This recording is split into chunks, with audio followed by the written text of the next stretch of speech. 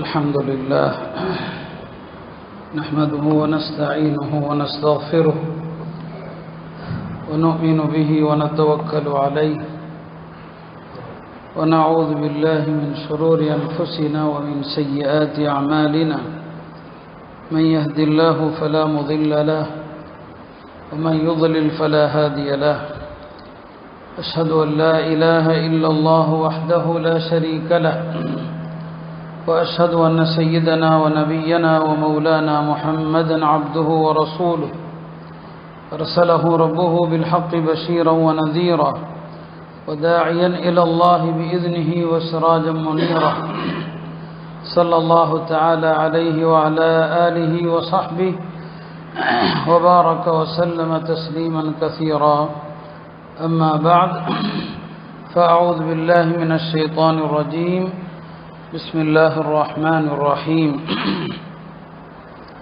يا أيها الذين آمنوا اتقوا الله حق تقاته ولا تموتن إلا وأنتم مسلمون وقال النبي صلى الله عليه وسلم إن الله قد أعطى كل ذي حق حقه فلا وصية لوارث أو كما قال صلى الله عليه وسلم கண்ணியத்திற்குரிய அல்லாஹ்வின் நல்லடியார்களே, நம்முடைய இந்த வாழ்க்கை ஒரு முடிவடையக்கூடிய ஒரு வாழ்க்கை. அது யாரும் மறுக்க முடியாத உண்மை. அது எல்லோரும் அல்லாஹ்வை ஒரு நாள் சந்திக்கவிருக்கிறோம். ஒரு நாள் இந்த வாழ்க்கை முடிவடையும், இந்த உலகமும் ஒரு நாள் முடிவடையும். அதுவும் நாம் வாழுகிற இந்த துன்யா இருக்கிறது, அது எப்போதோ தன்னுடைய முடிவை அறிவித்து விட்டது. உலகம் முடிவுக்கான நெருக்கத்தில் இருக்கிறது. நம்முடைய மரணத்திற்கு பிந்தைய வாழ்க்கை சிறப்பாக இருக்க வேண்டும் என்று சொன்னால் அல்லாஹ்வுடைய சட்டங்களை வாழ்க்கையிலும் பேண வேண்டும். மரணத்துக்கு பிறகும் கூட பேண வேண்டிய சட்டங்கள் இருக்கிறது. ஒரு மனிதன் இறந்த பிறகு அவருடைய கடமைகள் என்ன, அவருடைய வாரிசுகள் என்ன செய்ய வேண்டும், இதையெல்லாம் வாழும் காலத்திலே ஒரு மனிதன் இந்த கடமைகளை செய்யணும். என்னுடைய இறப்புக்கு பிறகு என்னுடைய பிள்ளைகள் என்ன செய்ய வேண்டும் என்று நாம் வாழும் காலத்தில் எப்படி நடக்கிறோமோ அப்படித்தான் மரணத்திற்கு பிந்தைய வாழ்க்கை. நபிமார்கள் அதைத்தான் தம்முடைய வாழும் காலத்திலும் செய்வாங்க. நல்லோர்களும் அதைத்தான் செய்வாங்க. வாழ்க்கையிலேயே பிள்ளைகளுக்கு என்னென்ன விஷயங்களை சொல்லி வைக்க வேண்டும் அதையெல்லாம் சொல்லி வைத்து விடுவார்கள். அதை பொறுத்து தான் நம்முடைய மரணம் இருக்கிறது. நாம் இன்றைக்கு எத்தனையோ மரணங்களை பார்த்தாலுமே கூட நம்முடைய உள்ளங்கள் அப்படியே தான் இருக்கிறது. அபூ தர்தா ரலியல்லாஹு அன்ஹு அவர்கள் ஏதாவது ஒரு ஜனாசா அவர்களை கடந்து போனால் சொல்வார்கள், மவ்இதத்துன் பலீகா வ கஃலத்துன் சரியா. மரணம் என்பது இருக்கிறது, பெரிய உபதேசம் நமக்கு செய்கிறது. ஆனால் நாமோ அதை சீக்கிரமாக மறந்து விடுகிறோம். ஒரு ஜனாசா போகும்போது நாம் நினைக்கிறோம், சின்ன வயசில் போயிட்டாரு, மரணம் எல்லாருக்கும் ஒரு நிமிஷம் தான், அவ்வளோதான். மவ்இதத்துன் பலீகா வ கஃலத்துன் சரியா. கொஞ்ச நேரத்தில் எல்லாவற்றையும் நாம் என்ன செய்து விடுகிறோம், மறந்து விடுகிறோம். சில உலமாக்கள் சொன்னாங்க, நபி ஸல்லல்லாஹு அலைஹி வஸல்லம் உடைய வயது 63 வயதை ஒருவர் அடைந்து விட்டால் அவர் கஃன் துணியை தனியாக எடுத்து வைத்து விட வேண்டும். 63 வயசு ஆயிடுச்சுன்னா கஃன் துணி எடுத்தார். அதனால தான் பெரியவங்க சொல்லுவாங்க, 63 வயசு முடிஞ்சுன்னா இப்போ போனஸில் வண்டி ஓடிட்டு இருக்கு. அப்போ 63 வயசு ஆயிட்டாலே அவர் கஃன் துணியை தயாராக வைத்து விட வேண்டும் என்று உலமாக்கள் சொல்லுவாங்க. அப்போ மனிதன் வாழ்க்கையில் எப்படி மரணத்தை குறித்து சிந்திக்கிறானோ அதை பொறுத்து அவனுடைய மரணம் நல்ல மரணமாக அமைகிறது இல்லையா? சஹாபாக்கள்ல சில பேர் மலக்குகளால் குளிப்பாட்டப்பட்ட சஹாபாக்கள் இருந்தாங்க. அவங்கள கசீலுல் மலாயிகான்னு சொல்லுவோம். ஹவ்வலா இப்னு அபி ஆமிர் மனைவியோடு தாம்பத்திய வாழ்க்கை நடத்தி இருந்தார். குளிப்பதற்கு முன்னால் போருக்கு வந்துட்டாரு, ஷஹீதாக்கப்பட்டாரு. அவங்களுடைய மனைவி சொல்லி அனுப்புனாங்க, அவர் குளிப்பு கடமையான நிலையில வந்தாருன்னு சொல்லி. நபி ஸல்லல்லாஹு அலைஹி வஸல்லம் சொன்னாங்க, நான் அவரை பார்த்தேன், வானவர்கள் அவரை குளிப்பாட்டி கொண்டிருந்தார்கள் என்று. இன்னொரு சஹாபி இருந்தாங்க, அவர் தஃபீனுல் மலாயிகா, மலக்குகளே அவரை அடக்கம் செஞ்சாங்க. அவர் அடக்கம் செஞ்சது யாருங்க? மலக்குகள். எவ்வளோ பெரிய புனிதமானவர்! ஆமிர் இப்னு ஃபுஹைரா என்ற ஒரு சஹாபி ஒரு பகுதிக்கு சென்று இருப்பார். அந்த மக்கள் அவரை ஏமாற்றி கொலை செஞ்சிருவாங்க. அவரை கொன்ன பிறகு அவருடைய உடலை தேடுவாங்க. அவருடைய உடல் இருக்காது, தரையில் இருக்காது. தலையை தூக்கி பார்ப்பாங்க, வானத்தில் மேலே போயிட்டு இருக்கும். நபி ஸல்லல்லாஹு அலைஹி வஸல்லம் சொன்னாங்க, ஆமிர் இப்னு ஃபுஹைரா, அவர்தான் ஆமிர் இப்னு ஃபுஹைரா. தஹ்மிலுஹுல் மலாயிகா, அவரை மலக்குகள் சுமந்து போய் மலக்குகளே அடக்கிட்டாங்க. இப்போ இப்படியெல்லாம் அவர்களுடைய மரணம் இருந்ததுன்னு சொன்னா வாழ்க்கை எப்படி அப்படிதான். அவர் தான் மூத்தாகிற நேரத்தில் ஃபுஸ்து வரப்பில் காபா, 2 சஹாபாக்கள் மரண நேரத்தில் சொன்னாங்க. மூத்தாகிற நேரத்தில் எல்லாரும் களிமா சொல்லலாம், கேள்விப்படுறோம், குர்ஆன் ஓதி இருக்கலாம், கேள்விப்படலாம். ஆனால் இந்த 2 தோழர்கள் ஹராம் இப்னு மில்ஹான், அதே போல ஆமிர் இப்னு ஃபுஹைரா, இவர்கள் மரண நேரத்தில் வித்தியாசமாக இந்த வார்த்தையை சொன்னாங்க, காபாவுடைய ரப்பின் ஆணையம் மீது ஆணையாக நான் வென்று விட்டேன். ஃபுஸ்து வரப்பில் காபா, காபாவுடைய ரப்பின் மீது ஆணையாக நான் ஜெயித்து விட்டேன். இது அருகில் இருந்த ஜப்பார் இப்னு சல்மா என்ற ஒரு காஃபிரா இருந்தவர் கேட்கிறாரு, இது என்ன இப்படி சொல்றாரு, நான் ஜெயிச்சிட்டேங்கிறாரு, உலகத்தை விட்டும் போகிற மனிதன் ஜெயித்து விட்டேன்னு சொல்றானே. இப்போ சொன்னாங்க அவர் சொர்க்கத்துக்கு போகிறார், அதைத்தான் அவர் அப்படி சொல்றார். இந்த வார்த்தை அவரை மாற்றியது, அவர் முஸ்லீமாக ஆனார். இப்போ நம்முடைய மரணத்திற்கு பின்னால் உள்ள நிலைகள் என்பது வாழும் காலத்தில் எப்படி இருக்கிறோமோ அதை பொறுத்து தான் நம்முடைய வாழ்க்கை. அருமையானவர்களே, மரணங்கள் எவ்வளோ அதிகமாக கேள்விப்படுறோம். நம்ம ஊரில் நாம் எவ்வளோ மரணங்களை பார்க்குறோம். சிறிய வயது மரணங்கள், நடுத்தர வயது, முதியவர்கள் என்று எல்லாம் பார்க்கறத செய்கிறோம். ஆனால் நம்ம எல்லாத்தையும் சரி பண்ணுறோமா? இப்போது திடீர்னு மௌத்தாயிடுறாங்க. இப்போ நாம் இருக்கிற காலத்தில் கடன்களை அடைக்க வசியத் பண்ணுவோம் இல்லையா? நமக்கு மரணத்துக்கு பின்னால் ஏதாவது ஒரு காரியத்திற்காண்டி வசியத்து செய்வோம், ஏதாவது ஒரு பொருளை வக்ஃப் பண்ணுவோம். எந்த சிந்தனையும் நமக்கு இருப்பதில்லை. அதனால தான் நான் வசியத்து குறித்த சில சட்டங்களை நான் சொல்ல விரும்புகிறேன். அருமையானவர்களே, வசியத் என்பது பலவிதமானது. ஒன்று பொருளாதாரம் சம்பந்தப்பட்ட வசியத், நம்முடைய பொருள் சார்ந்த வசியத்துகள் என்று சில வசியத்துகள் இருக்கிறது. சில வசியத்துகள் இருக்கிறது, அது மனிதனுடைய தனிப்பட்ட விருப்பங்கள், பொருள் சார்ந்தவை அல்ல, தனிப்பட்ட விருப்பம். அது வாழும் காலத்திலே கூட செய்யலாம். பிள்ளைகளுக்கு செய்யக்கூடிய உபதேசங்கள் கூட வசியத்து தான். நபி ஸல்லல்லாஹு அலைஹி வஸல்லம் அவங்களும் அதுபோல சஹாபாக்களுக்கு வசியத்து செய்வாங்க. நிறைய சஹாபாக்களுக்கு அப்படி வசியத் பண்ணி இருக்கிறாங்க. எதை முக்கியமாக கருதுறாங்களோ அதை வசியத் பண்ணுவாங்க. சில சஹாபாக்களுக்கு 3 விஷயத்தை வசியத் பண்ணாங்க. அது என்ன? எப்போதும் துஹா தொழுகை விடாதீர்கள், மாசம் 3 நோன்பு வைக்கிறத விடாதீங்க, தூங்குறதுக்கு முன்னால வித்ரு தொழுகிறத விடாதீங்க. அந்த சஹாபாக்கள் அந்த வசியத்தை காலம் முழுக்க கடைபிடிச்சாங்கன்னு வருது. ஆக இப்படி வசியத்துகள் என்பது உபதேசத்திற்கும் சொல்லப்படும். நம்ம பிரியமான நபர்களுக்கு செய்கிறோமே அந்த உபதேசத்தையும் வசியத் என்று சொல்லுவாங்க. ஹஜ்ரத் உமர் ரலியல்லாஹு அன்ஹு அவர்கள் அப்துல்லாஹ் இப்னு அப்பாஸ்ங்கிற சஹாபி, அவர் சின்ன புள்ள தான், வயதில் சிறியவர் தான். ஹஜ்ரத் உமர் ரலியல்லாஹு அன்ஹு அவர்கள் அப்துல்லாஹ் இப்னு அப்பாஸ் அவர்களை தனக்கு ரொம்ப நெருக்கமாக வச்சிருந்தாங்க, ரொம்ப பக்கத்தில் வச்சிருந்தாங்க. இப்போ ஹலீஃபாவுக்கு நெருக்கத்தில் இருக்கிறார் இல்லையா, அதனால அவங்களுடைய தந்தை ஹஜ்ரத் அப்பாஸ் பெருமானாருடைய சாச்சா இருக்கிறாங்களே, அவங்க மகனை கூப்பிட்டு சொன்னாங்க, மகனே ஹலீஃபாவுக்கு நெருக்கத்தில் இருக்கிற, ஹலீஃபாவுக்கு பக்கத்தில் இருக்கிற, எல்லாருக்கும் இத்தகைய வாய்ப்புகள் கிடைக்காது, உனக்கு நான் 3 வசியத்து செய்கிறேன், இந்த வசியத்துகளை நீ விட்டுறக்கூடாதுன்னு சொன்னான். முதலாவது, எந்த காரணத்தை கொண்டும் பொய் சொல்லிடாத, அவருடைய பார்வையில் நீ விழுந்து விடுவாய், முடிஞ்சு. பொய் சொல்லிட்ட உன் மேலே அவர் வச்சிருக்கிற மதிப்பு எல்லாம் தவிடுபடி ஆயிடும். அதனால ஒரு நாளும் அவர்கிட்ட பொய் சொல்லிடாத. 2வது விஷயம் சொன்னாங்க, அவருடைய எந்த ரகசியத்தையும் வெளியில் யார்ட்டையும் பேசிடாத. நம்ம ஒரு ஆள் கூட நெருக்கத்தில் இருந்தா, எப்பேற்பட்டவங்களா இருந்தாலும் சில விஷயங்கள் என்ன எப்படி இருக்கிறாரு அப்படின்னு தோணும். பெரிய ஆலிமா இருக்கட்டும், பெரிய ஷேഖா இருக்கட்டும், பக்கத்தில் இருந்தீங்கன்னா சில விஷயங்கள் குறை மாதிரி தெரியும். சொன்னாங்க, அவங்களுடைய எந்த ரகசியத்தையும் வெளியில சொல்லாதேன்னு சொன்னாங்க. 3வது சொன்னாங்க, மகனே யாரை பற்றியும் அவர்கிட்ட புறம் பேசிடாதேன்னு சொன்னாங்க. இப்போ வசியத்துகள்ங்கிறது வாழும் காலத்தில் தன்னுடைய பிள்ளைகளுக்கு, மாணவர்களுக்கு தாம் விரும்புகிற அறிவுரைகளை செய்வது கூட வசியத்து தான். அதையும் வசியத் என்று சொல்லுவாங்க. கல்யாணமாகிற போகிற பெண்ணுக்கு வசியத் பண்ணுறது, மாப்பிள்ளைக்கு வசியத் பண்ணுறது, அந்த காலத்தில் அப்படிலாம் செய்வாங்க. மணப்பெண்ணுக்கு சொல்லி கொடுப்பாங்க, மகளே உனக்கு வசியத்து செய்கிறேன். வசியத்துங்கிறது ஒரு விரிவான பொருள் கொண்டது என்பதை நாம புரியணும். அதில் குறிப்பாக மரண நேர விருப்பங்கள் என்று இருக்குது.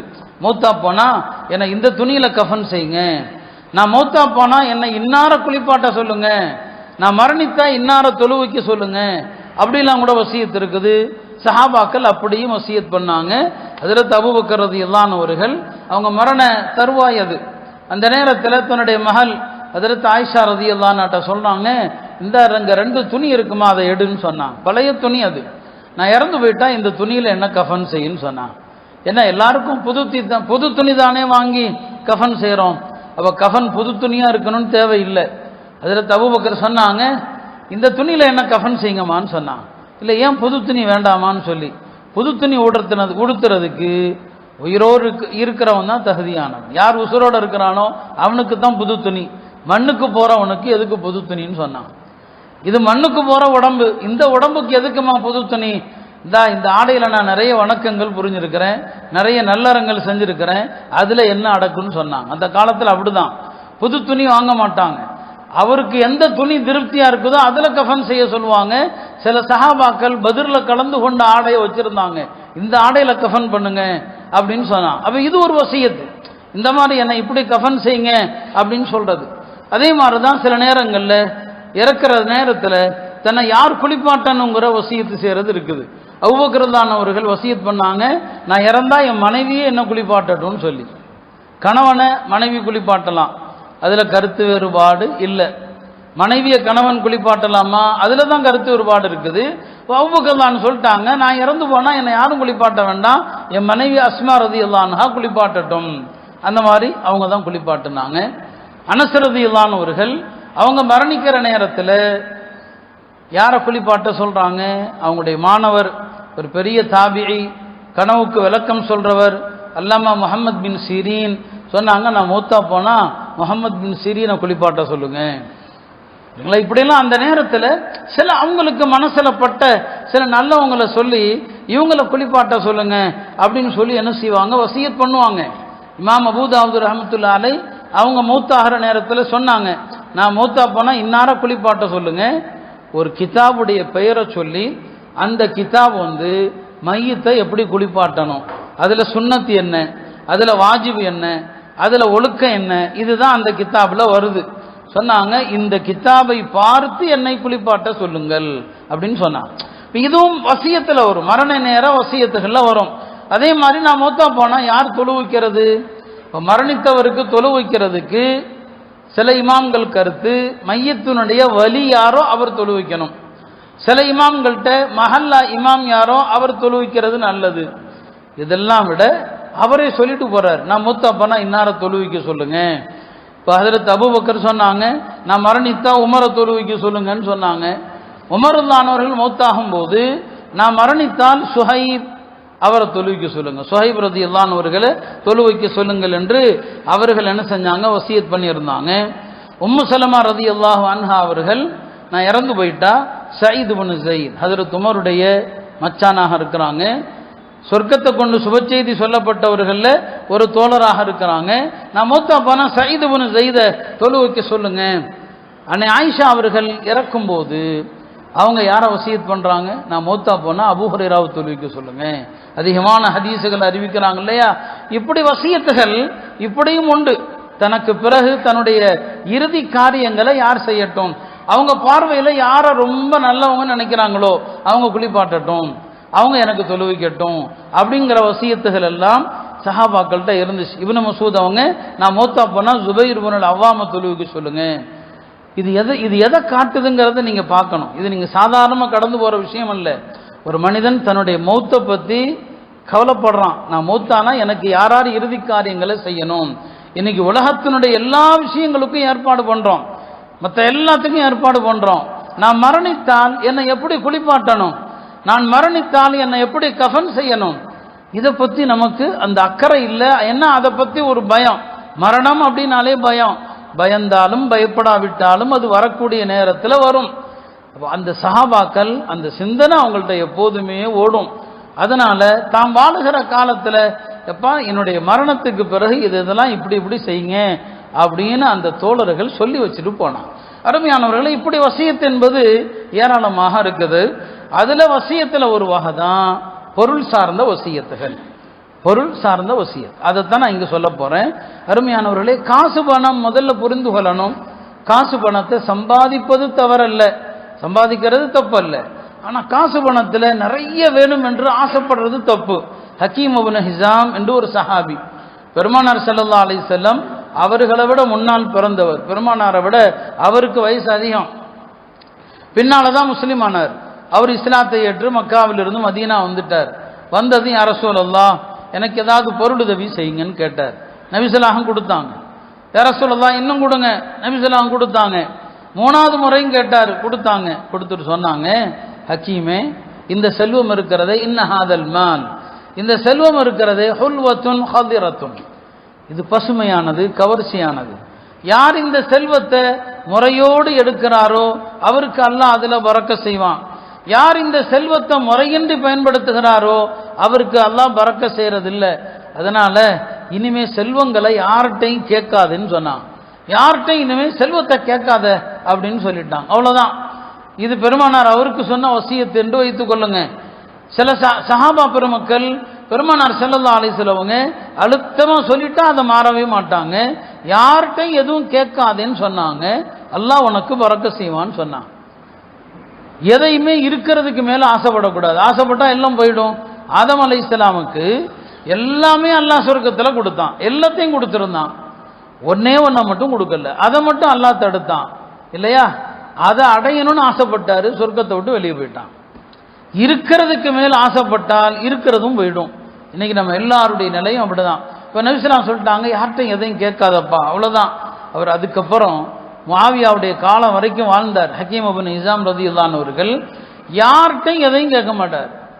சரிங்களா? அடுத்து வந்த ஹலீஃபாக்கள் எல்லாருமே பைத்துல் மால்ல இருந்து உதவி செய்கிறாங்க, எல்லாருக்கும் கொடுக்குறாங்க. வேண்டாம், உமருல்லான் அவர்கள் வாங்குப்பா, இது உனக்குரிய உரிமை, இதெல்லாம் நீங்க கேட்கல, நான் தானே தர்றேன், வாங்குங்க. இல்லை, நபி ஸல்லல்லாஹு அலைஹி வஸல்லம் அவர்கள் யார்கிட்டையும் வாங்காதீங்கன்னு சொல்லிட்டாங்க. நான் வாங்க மாட்டேன். உஸ்மான் தான் ஆட்சிக்கு வர்றாங்க, கொடுக்குறாங்க, நான் வாங்க மாட்டேன். வாங்கவே இல்லை, யார்கிட்ட வைங்க கடைசி வரையில். ஆனால் அவர் என்ன குறைஞ்சு போனாரு? அவர் மௌத்தாகிற நேரத்தில் குறைஷிகளில் பெரிய பணக்காரர் அவர் தான். குறைஷிகளில் பெரிய பணக்காரர் யார்? ஹக்கீம் இப்னு ஹிஸாம். யார்கிட்டையும் கேட்கக்கூடாது. இதுதான் அவருடைய பெருமானார் ஸல்லல்லாஹு அலைஹி வஸல்லமுடைய அந்த அறிவுரையை பேணினார். அருமையானவர்களே, அல்லாஹ் கொடுத்திருக்கிற இந்த செல்வம் இருக்கு இல்லையா, இந்த செல்வத்தில் வாழும் காலத்திலேயும் அதை எப்படி செலவு பண்ணணும், இறந்த பிறகும் அதை எப்படி பண்ணணும், ரெண்டுடைய இந்த சட்டங்களையும் இருக்க தான் செய்யும். இந்த சட்டங்களை தான் நம்ம மீறுறதே கிடையாது, என்னங்க மதிக்கிறதே கிடையாது. வாழும் காலத்தில் உங்களுடைய செல்வம் இருக்குதுன்னு சொன்னால், என் பாக்கெட் மணி, நான் சம்பாதிக்கிற பணம், நான் வியாபாரம் பண்ணுறேன், அதை எங்கே வேணாலும் யாருக்கு வேணாலும் கொடுக்கலாம். இல்லை, ஒரு மனிதனிடம் செல்வம் எவ்வளோ இருக்குது, அந்த செல்வத்தினுடைய அளவை பொறுத்து மார்க்கம் அவருக்கு என்ன செய்கிறது, வரையறுக்கிறது. ஒரு அளவான செல்வம் தான் வச்சிருக்கிறாரா, அவருக்கு தர்மம் செய்யக்கூடாது, அவருக்கு என்னங்க சதகா செய்யக்கூடாது.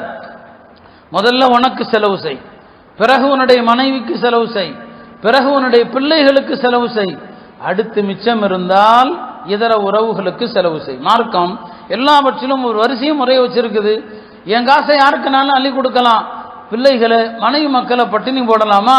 மார்க்கத்தில் அது ஜாயிஸ் இல்லை. மார்க்கம் அதில் வரையறை தருகுது. வாழும் காலத்தில் பிள்ளைகளுக்கு அன்பளிப்பு செய்கிறதா இருந்தால் பெருமானார் ஸல்லல்லாஹு அலைஹி வஸல்லம் அவர்கள் அதிலு பைன அவுலாதிக்கும், உங்களுடைய மக்களுக்கு மத்தியில் பிள்ளைகளுக்கு மத்தியில் சமமாக நடங்க. ஒருத்தருக்கு அன்பளிப்பு கொடுத்தா இன்னொருக்கும் கொடுக்கணும். நபி ஸல்லல்லாஹு அலைஹி வஸல்லம் உங்களிடத்தில் ஒரு சஹாபி பஷீர் வர்றாங்க, வந்து சொன்னாங்க, யா ரசூலல்லாஹ், என்னுடைய மகன் நுஅமான், அவருக்கு நான் ஒரு அன்பளிப்பு கொடுத்துருக்கிறேன், அந்த அன்பளிப்புக்கு உங்களை சாட்சியாக ஆக்குமாறு என் மனைவி சொல்லி அனுப்புனாங்க, நீங்கள் சாட்சியா இருங்க, என் பையன் சின்ன பையன் நுஅமான், அவனுக்கு இந்த பொருளை நான் கொடுத்துருக்கிறேன்னு சொல்லி. நபி ஸல்லல்லாஹு அலைஹி வஸல்லம் கேட்டாங்க, அலக்க வலதுன் சிவாஹு, நுஅமான் மட்டும்தான் உனக்கு பிள்ளையா, வேற பிள்ளைகள் இருக்கிறாங்களா? இல்லை யா ரசூலல்லாஹ், வேற பிள்ளைகளும் இருக்கிறாங்க. அப்படியானால் லா துஷீதினி அலா ஜௌர், ஒரு அநியாயத்துக்கு என்னை சாட்சி ஆக்காதேன்ட்டான், ஒரு அநீதிக்கு என்ன சாட்சி ஆக்காதேன்னு சொல்லி. வேற பிள்ளைங்க இருந்தா அந்த பிள்ளைகளுக்கும் அன்பளிப்பு கொடு. அது என்ன ஒரு மகனுக்கு மட்டும் அன்பளிப்பு? பல தந்தையர் பல பெற்றோர் அந்த தவறுகளையும் செய்கிறாங்க. ஒரு சொத்துக்களை எழுதி வச்சா ஒரே மகன் பேர்ல, ஒரே பிள்ளை பேர்ல, சில பிள்ளைகளுக்கு பசங்க மேல பாசம் இல்லையா, சிலருக்கு மூத்த மகன், சிலருக்கு கடைசி மகன். வாழும் காலத்தில் அன்பளிப்புகள் கொடுப்பதில் உங்களுடைய பிள்ளைகளுக்கு மத்தியில் சமமாக நடக்க வேண்டும். ஒருத்தருக்கு அறவே கொடுக்காம ஒருத்தருக்கு கொடுக்கிறது, அதை பெருமானார் ஸல்லல்லாஹு அலைஹி வஸல்லம் அவர்கள் மிக வன்மையாக கண்டித்தாங்க. அதே மாதிரி தான் வாழ்ந்த என்னங்க இறப்புக்கு பிறகுள்ள காரியங்களில் வசியத்து செய்கிறது. நம்ம சம்பாதித்த இந்த செல்வங்கள் இது எல்லாமே இறப்புக்கு பிறகு யாருக்கோ போக போகிறது இல்லையா? ஒரு மனிதன் இறந்த பிறகு என்னுடைய ஆகிரத்து நலமாக இருக்க வேண்டும், என்னுடைய ஆகிரத்துடைய வாழ்க்கை சரியாக இருக்கணும் அப்படிங்கிறதுக்காக அவர்கள் செய்யக்கூடிய காரியங்களில் ஒன்று வக்ஃப். வக்ஃப் என்ன? இறந்த பிறகும் எனக்கு இது சதக்கா ஜாரியாவா வரட்டும், இறந்த பிறகும் சதக்கா ஜாரியா வரட்டும் என்று வக்ஃப் செய்கிறது.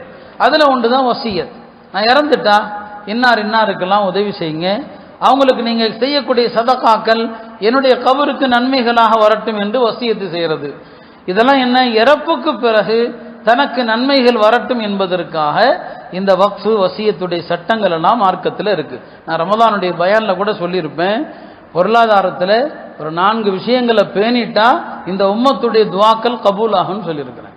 ஒரு 4 விஷயம்தான். ஆனால் அந்த 4 விஷயத்தில் நம்ம நீதமாக நடக்கிறதே கிடையாது. மற்ற எல்லா விஷயத்தையும் பேணுறோம், அதில் கோட்டை விட்டுறோம். துவா இந்த முகட்டை தாண்டி உயர்வதே கிடையாது. அருமையானவர்களே, அதில் முக்கியமாக வசியத். ஆரம்பத்தில் பாகப்பிரிவினை சட்டங்கள் எதுவுமே வரல. ஆரம்பத்தில் அந்த சட்டம் வர்றதுக்கு முன்னால வசியத்துங்கிற சட்டம் மட்டும் இருந்துச்சு. அப்போ அது ஃபர்தாக இருந்தது. குத்திப அலைக்கும் அல்லாஹ் சொன்னான். வசியத்து ஒரு காலத்தில் கடமையாக இருந்துச்சு. யாருக்கு? உறவினர்களுக்கு வசியத் பண்ணிடணும். என் இறப்புக்கு பிறகு இவருக்கு இவ்வளவு கொடுங்க, இவருக்கு இவ்வளவு கொடுங்க அப்படின்னு வசியத் பண்றது கடமையா இருந்துச்சு. பிறகு அல்லாஹ் தஆலா வசனத்தை இறக்கி வச்சான், பாகப்பிரிவினை வசனம், ஆயத்துல் மீராஸ்ன்னு சொல்லுவாங்க.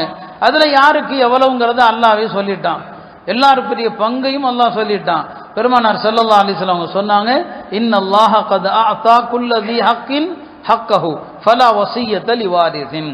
அல்லாஹ் யாருக்கு எவ்வளவு பங்கு என்பதை அல்லாஹ் தெளிவாக வழங்கிவிட்டான். எனவே வாரிசுகளுக்கு வசியத்து கிடையாது. உங்க சொத்துக்கு யார் வாரிசாக போறாங்களோ அவங்களுக்கு வசியத்து செய்ய முடியாது. ஏன்னா நம்ம பலருக்கும் அது தெரியல. நாம நான் இறந்த பிறகு பிள்ளைகளுக்கே வசியத் பண்றார், இந்த வீட்டை நீ வச்சுக்கப்பா, இறப்புக்கு பிறகு நீ இதை எடுத்துக்கன்னு சொன்னாலே அது வசியத்து தான். உங்க காலத்துல நீங்க கொடுக்கலாம், எப்ப இதை உன் பேர்ல எழுதி வச்சிடறேன், உங்க காலத்துல அன்பளிப்பா எல்லாருக்கும் சம்மா கொடுத்து முடிக்காத முடிச்சிடலாம். நம்ம இறந்த பிறகு பிள்ளைகள் சண்டை போட்டுக்குவாங்க, பிள்ளைகளுக்கு மத்தியில் சொத்தை பிரிக்கிறதுல பகை வந்துடும். அதனால ஹயாத்துல வாழும் காலத்திலேயே எல்லாரையும் கூட்டு உட்கார வச்சு ஷரிய சட்டப்படி இப்படிப்பா சொத்தை பூரா நான் என்னுடைய ஹயாத்துல பிரிச்சிடறேன் அப்படின்னு யாராவது பிரித்தால் அது செல்லும். ஆனா மார்க்கம் சொல்ற அந்த அளவுப்படி பிரிச்சு கையில கொடுத்துட்றது, இப்பவே முடிச்சிடுறது. இன்னொன்று இருக்குது, எப்பா நான் இறந்த பிறகு இப்படி பிரிச்சுக்குங்க, அது வசியத். இறந்த பிறகு இப்படி செய்யுங்கள் அப்படின்னு சொன்னாலே அது வசியத்து. அது வாரிசுகளுக்கு நீங்க வசியத்து செய்ய முடியாது, செஞ்சாலும் அது செல்லாது. அது இறந்த பிறகு அந்த வாரிசுகள் புரிந்து கொள்ளணும். சரி, அத்தா இப்படி சொன்னாரப்பா, இப்படி எல்லாரும் செஞ்சுக்கலாம் அப்படின்னு இறப்புக்கு பிறகு அவர்கள் பொருந்தி கொண்டாதான் அந்த வசியத்து செல்லுமே தவிர நீங்க உங்க பிள்ளைகளுக்கே வசியத்து செய்யவே முடியாது. சட்டத்தில் அதுக்கு இடம் இல்லை. வசியத்து யாருக்கு செய்யலாம்? உங்க சொத்துல யாருக்கு பங்கு கிடையாது அந்த மாதிரியான என்னங்க சொந்தக்காரங்க இருக்கிறாங்க. உதாரணமா உங்க ஹயாத்திலேயே ஒரு மகன் இறந்து போயிட்டார், உங்க ஹயாத்துல ஒரு மகன் இறந்துட்டார், அந்த மகனுக்கு பிள்ளைங்க இருக்கிறாங்க, உங்களுடைய பேர பிள்ளைங்க இருக்கிறாங்க. இந்த பேர பிள்ளைங்களுக்கு சொத்துல பங்கு வராது இல்லையா? அத்தா இருக்கிறாரு, பிள்ளைங்க என்னங்க ஒரு மகன் இறந்து போயிட்டாருன்னு சொன்னா அப்ப அவங்களுக்கு என்னங்க சொத்துல என்ன வராது? பங்கு வராது. இப்ப நீங்க பேர பிள்ளைங்களுக்கு என்ன செய்யலாம்? சரி, நம்ம காலத்துக்கு பிறகு இந்த பேர பிள்ளைங்களை யாருமே பார்க்கறதுக்கு ஆள் இல்லை, இப்போ நீங்க என்ன செய்யலாம்? உங்க சொத்துல இன்னதை அவங்களுக்கு கொடுத்துருங்கன்னு வசியத் பண்ணலாம். அந்த வசியத்தும் கூட 3ல் 1 பங்குக்குள்ள இருக்கணும். 3ல் 1 பங்கை விட தாண்டக்கூடாது. உங்களுடைய மொத்த சொத்து எவ்வளவு? அந்த மொத்த சொத்துல 3ல் 1 பங்குக்குள்ள யார் வாரிசாக மாட்டாங்களோ வாரிசாகாத சொந்தங்களுக்கு தான் வசியத்து செய்ய முடியும். ஆக வாரிசுகளுக்கு திட்டவட்டமாக வசியத்து கிடையாது. மார்க்கத்தில் அதுக்கு என்னங்க இடமே இல்லை. வாரிசாகாத சொந்தங்கள் என்று இருக்கிறான்.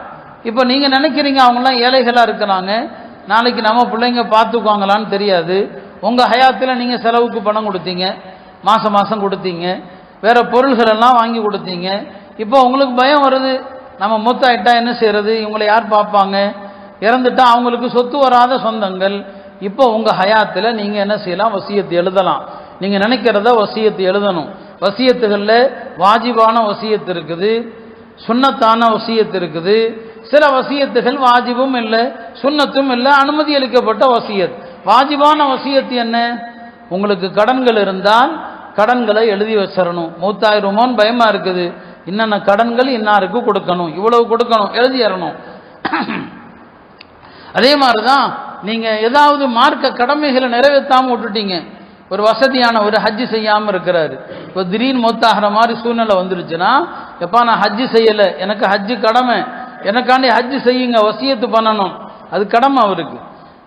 அதே போலதான் அவர் பல வருஷத்துக்கு ஜக்காத்து கொடுக்காம விட்டுட்டார்.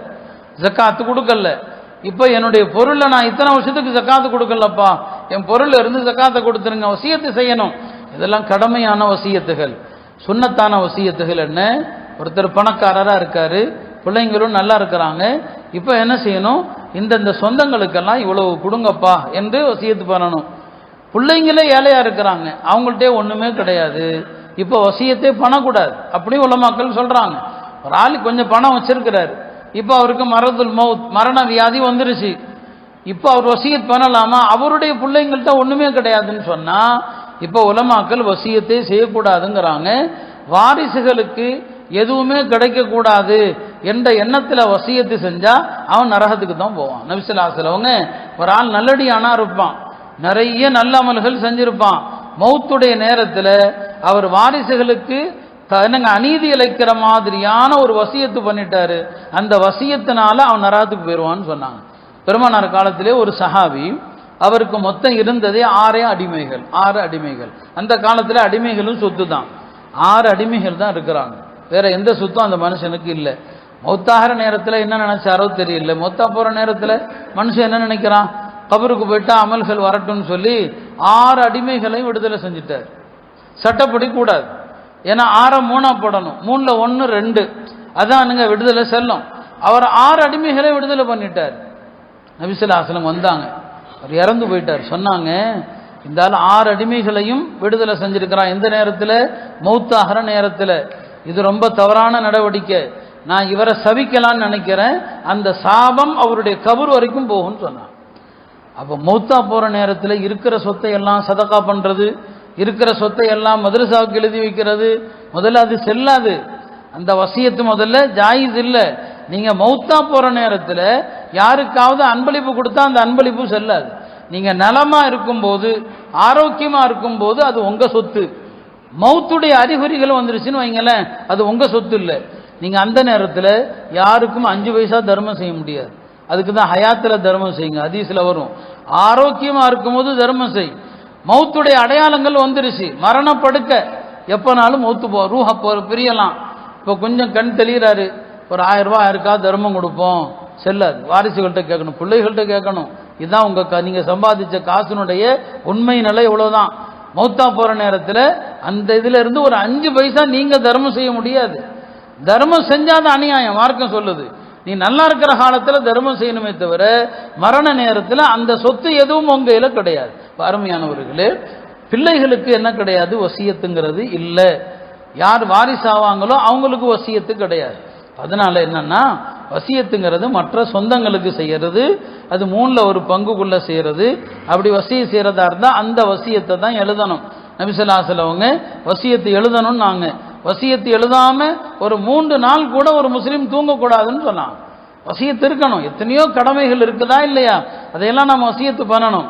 பிள்ளைகள் விஷயத்துல நாம என்ன செய்யணும்? நம்ம சொத்துகள் விஷயத்துல பின்னால அவங்க ஏதாவது பிரச்சனை அவங்களுக்குள்ள வரும்னு தெரிஞ்சா 2 காரியம் செய்யுங்க. ஒன்றும் வாழும் காலத்துல எல்லா சொத்தையும் பிரிச்சு கொடுத்துருங்க. இதான் இதை நீ வச்சுக்க, நீ வாழும் காலத்துல கொடுத்தா முடிஞ்சு போச்சு, அவ்வளவுதான், அது அதோட முடிஞ்சு. அப்படி இல்லையா, அது உங்களுக்கு பிரியம் இல்லையா, அவங்கள கூப்பிட்டு உட்கார வச்சு அழகான முறையில் அறிவுரை செய்யுங்க. இப்பா என்னென்ன சொத்துகள் இருக்குது, பிள்ளைகள்கிட்ட அதையும் சொல்லணும், என்னென்ன சொத்துகள் இருக்குது, இப்படி இப்படி இருக்குதுப்பா, இப்படிதான், இதுக்கு எனக்கு பிறகு இதில் நீங்கள் சண்டை போடாதீங்க, அல்லாஹ்வுடைய சட்டம் என்னவோ அந்த சட்டத்தை ஆலிம்கள்கிட்ட கேட்டு சரியான முறையில் பிரித்து கொள்ளுங்க என்று உபதேசம் பண்ணுங்க. ஆனால் இது உனக்கு இது உனக்குன்னு சொல்லி என்ன செய்ய முடியாது, எனக்கு பின்னால இப்படி நீங்க பிரிச்சுக்குங்க என்று வாரிசுகளுக்கு வசியத்து செய்ய முடியாது. ஆக அருமையானவர்களே, நம்முடைய மார்க்க சட்டங்கள் என்பது வாழும் காலத்திலையும் நீங்க யாருக்கு எதை கொடுக்கணும் அதுல சட்டம் இருக்குது, இறப்பின் போதும் நீங்க என்ன வசியத்தை செய்யலாம் அதுல சட்டம் இருக்குது. நான் சம்பாதிச்ச பணம் தான், எப்படினாலும் நான் செய்யலாம், மார்க்கத்தில் அதற்கு இடம் இல்லை. இந்த மாதிரி தவறான வசியத்துகள் ஒரு நல்ல மனிதனை நரகத்துக்கு கொண்டு சேர்க்கிறது. நபி ஸல்லல்லாஹு அலைஹி வஸல்லம் அந்த ஹதீஸுகள், பல ஹதீஸுகள் சொல்லுவாங்க. நல்ல மனுஷன் வேற எந்த பாவமும் செய்யல, வசியத்தில் அநியாயம் பண்ணிட்டான்னு சொன்னா இது அவனை நரகத்தில் கொண்டு போய் தள்ளுன்னு சொன்னான். ஆக இந்த சட்டங்கள் எல்லாம் பேணப்பட வேண்டிய சட்டங்கள். இந்த சட்டங்களை நாம் மதிக்க தவறுறதுனால அரசாங்கத்தினுடைய அழுத்தத்துக்கு ஆளாகிறோம். அல்லாஹ்வுடைய சட்டம் நாம மதிக்கலைன்னு சொல்லும்போது அரசாங்கம் நம் மீது வாரிசுரிமை சட்டத்திலிருந்து எல்லா சட்டத்தையும் திணிக்கிறான். அதனால இந்த சட்டங்கள், பாகப்பிரிவினை சட்டம், வசியத்துடைய சட்டம், வக்ஃபுடைய சட்டம், இந்த 3 சட்டங்களையுமே நன்றாக தெரிந்து உரியவர்களுக்கு உரியதை நாம கொடுக்கணும். அப்படி கொடுத்தால் ஒரு மனிதனுடைய துனியாவும் சிறப்பாக இருக்கும், ஆகிரத்தும் சிறப்பாக இருக்கும். எப்படி சஹாபாக்கள்ல பலருக்கும் மரண நேரத்தில் மலக்குகள் சுப செய்தி சொன்னாங்க, மலக்குகள் குளிப்பாட்டினாங்க. இதெல்லாம் அவங்களுக்கு மட்டுமா என்ன, சரியாக வாழக்கூடிய எல்லா மனிதர்களுக்கும் இத்தகைய சுப செய்திகள் உண்டு. எல்லாம் அல்ல அல்லாஹ் இது போன்ற எல்லா கடமைகளையும் முறையாக செய்து நல்ல மரணத்தை அல்லாஹ் நமக்கு நசீவாக்குவானாக. வாரிசுரிமை சட்டங்களிலோ, பிள்ளைகளுக்கு அன்பளிப்பு கொடுப்பதிலோ, வசியத்துகளிலோ, ஷரியத்துக்கு மாற்றமான எந்த ஒன்றையும் நம்மிலிருந்து ஏற்படாமல் அல்லாஹ் பாதுகாப்பானாக. வாஹிரு தஅவானா